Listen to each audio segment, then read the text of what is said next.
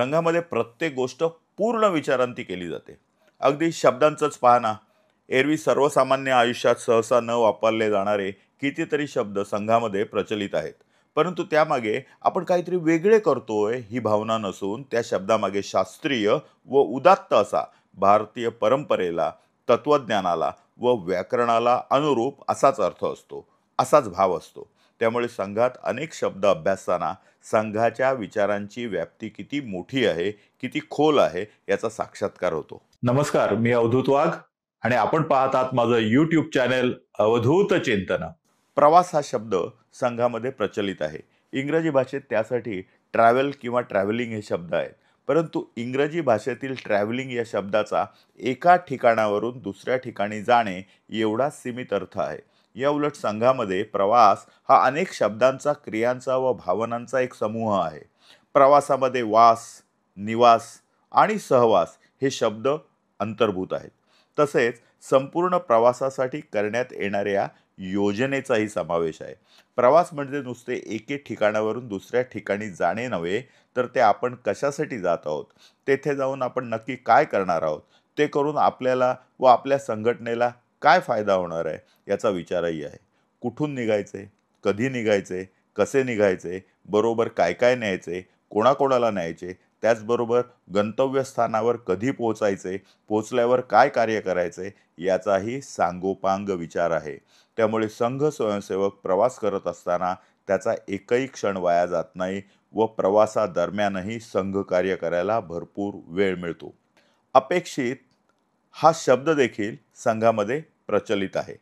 अपेक्षित म्हणजे एक्सपेक्टेड व आमंत्रित म्हणजे इन्व्हायटेड यामध्ये सूक्ष्म का होईना फरक आहे. आपण ज्यावेळी एखाद्याला आमंत्रित करतो याचा अर्थ आपण त्याला बोलवत असतो. हे आमंत्रण देताना निमंत्रिताकडून आपली अधिक कोणती अपेक्षा नसते.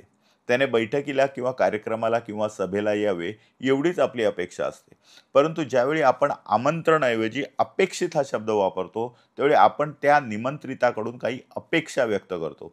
ज्या विषयावर बैठक बोलवण्यात आली आहे त्या विषयावर आधी अभ्यास करावा व त्यानंतर बैठकीत साधक बाधक चर्चा करावी, आपली मते मांडावीत, विचार प्रदर्शित करावे.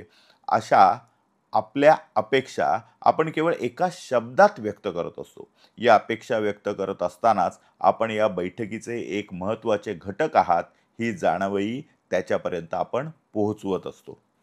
बैठक या इंग्रजीमध्ये तसा समानार्थी शब्द मीटिंग आहे. परंतु मीटिंग या शब्दाने केवळ भेटणे हाच भाव जागृत होतो. एका अर्थी हा शब्द कोरडा, थोडक्यात ओलावा नसलेला आहे. परंतु अगदी जेवायला बसताना, पूजेला बसताना आपण मांडी घालून बसतो, त्याला बैठक असे म्हणतात. जेवणसुद्धा उदरभरणनो हे जाणीजे यज्ञकर्म असे म्हणत हे पुण्याचे व ईश्वरीय कार्य आहे या भावनेने आसनस्थ होऊनच जेवतो. बैठक ही भूमीवर, मातृभूमीवर आसनस्थ होऊन करण्याची गोष्ट आहे. ती वेळ काढून चर्चा करण्याची गोष्ट आहे. उभ्या उभ्या उरकण्याची गोष्ट नाही. अगदी तीच भावना आपल्यामध्ये जागृत व्हावी व एकाच समतलावर म्हणजे सर्वांनी इक्वल लेवलवर बसून चर्चा करावी यासाठी बैठक या शब्दाचा संघामध्ये जाणीवपूर्वक उपयोग केला जातो. चिंतन हा आणखीन एक संघामध्ये वापरला जाणारा शब्द आहे. चिंतन म्हणजे ज्याला इंग्रजीत डीप थिंकिंग म्हणतात, असा केवळ खोलवर विचार करणे एवढ्या अर्थापुरता मर्यादित नाही. चिंतनामध्ये येऊन अधिक काही गोष्टी अभिप्रेत आहेत. चिंतनामध्ये नुसता खोलवर नाही तर सर्वदूर व सर्वव्यापी विचार करणे अभिप्रेत आहे. चिंतनामध्ये चित्त येते व ते चित्तसुद्धा शुद्ध असण्याची अपेक्षा असते. आपल्या संस्कृतीत आधी इंद्रिये अर्थात शरीर आहे, शरीरापुढे मन आहे, मनापुढे बुद्धी आहे व बुद्धीपुढे आत्मा आहे.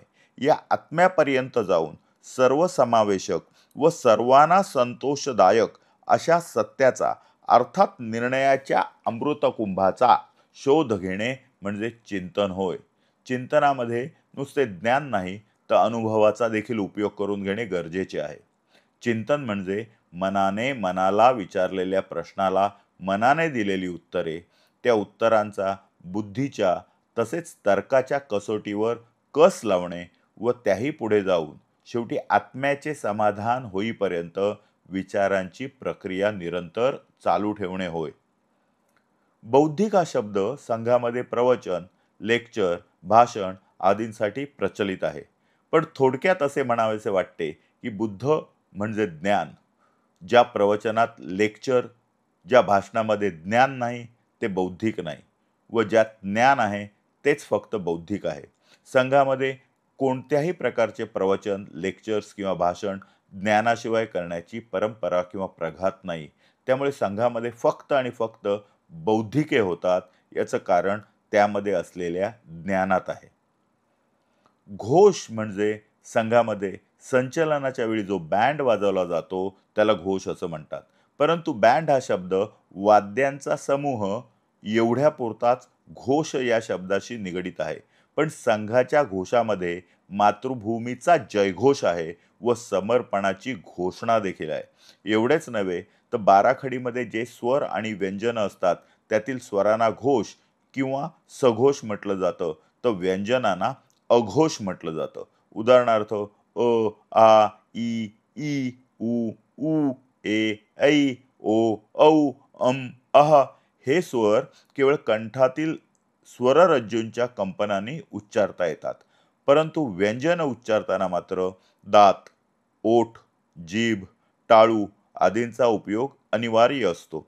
त्यामुळे ध्वनी अथवा आवाज उत्पन्न होतो. त्यामुळे जी वाद्ये केवळ कंपनामुळे ध्वनी उत्पन्न करतात त्यांच्या समूहाला घोष असे म्हणणे हे अधिक तर्कपूर्ण व शास्त्रीय ठरते. थांबणे हा शब्द सुद्धा संघात एका वेगळ्या अर्थाने वापरतात. घरदार सोडून संघ कार्यासाठी पूर्ण वेळ बाहेर पडलेला प्रचारक 1, 2, 3 किंवा अधिक वर्षानंतर थांबायचं ठरवतो. याचा अर्थ असा नव्हे की त्याने संघ कार्य करायचं थांबवलं आहे. यामधील संघातील अर्थ असा की त्या संघ स्वयंसेवकाने काही कौटुंबिक जबाबदाऱ्यांमुळे फक्त पूर्ण वेळ संघ कार्य करणे थांबवायचे ठरविले आहे. परंतु पूर्ण वेळ संघ कार्य करणे थांबवल्यानंतरही तो जेथे राहणार आहे तेथे तो यापुढे आपलं घरदार, कुटुंब, नोकरी, व्यवसाय सांभाळून संघ कार्य करणारच आहे. संघात थांबणे हा पूर्ण विराम नसून स्वल्प विराम आहे हे आपण समजून घेणे महत्त्वाचे आहे. काही साध्या साध्या वाटणाऱ्या शब्दांमधूनही जर आपण अचूक संदेश देऊ शकलो तर त्यासारखे उत्तम कम्युनिकेशन स्किल काहीच नसेल. संघ जीवनात अतिशय चपखल शब्दांचा वापर करून संघाने हेच तर केलं आहे. मला हा व्हिडिओ जर आवडला असेल तर लाईक करा, कमेंट करा, फॉरवर्ड करा, सबस्क्राईब करा आणि बेल आयकॉन दाबायला विसरू नका.